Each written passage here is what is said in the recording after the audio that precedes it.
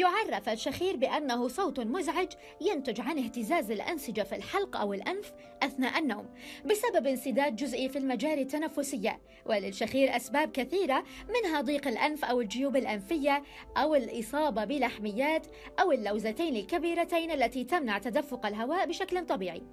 أو لسبب غريب هو كبر حجم اللسان أو ارتخاء عضلات الحلق أثناء النوم العميق، مما يؤدي إلى سد مجرى الهواء، أو أن يكون الفك صغير أو يوجد تراجع بالفك السفلي مما يضيق المساحة الخلفية للحلق.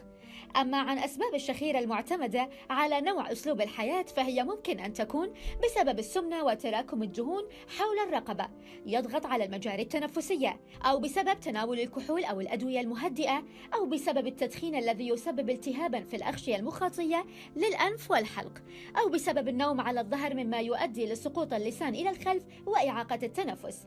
وعن الأسباب الخطيرة للشخير والتي قد تؤدي إلى انسداد كامل لمجرى الهواء أثناء النوم ما يسمى بانقطاع النفس النومي، أو حالات قصور الغدة الدرقية، أو بسبب عوارض الشيخوخة التي تفقد عضلات الحلق المرونة الكافية للتنفس الطبيعي.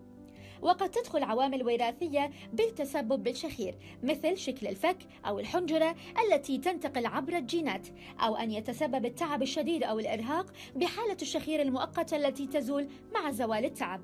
وللوقاية أو تجنب حالات الشخير البسيطة يمكن اتخاذ الإجراءات التالية، وهي خسارة الوزن الزائد، والنوم على الجانب بدلا من الظهر، وتجنب العادات السيئة مثل التدخين أو شرب الكحول، وكذلك علاج الحساسية أو الاحتقانات في الأنف، وكذلك استخدام وسائد رافعة للرأس لفتح المجاري التنفسية.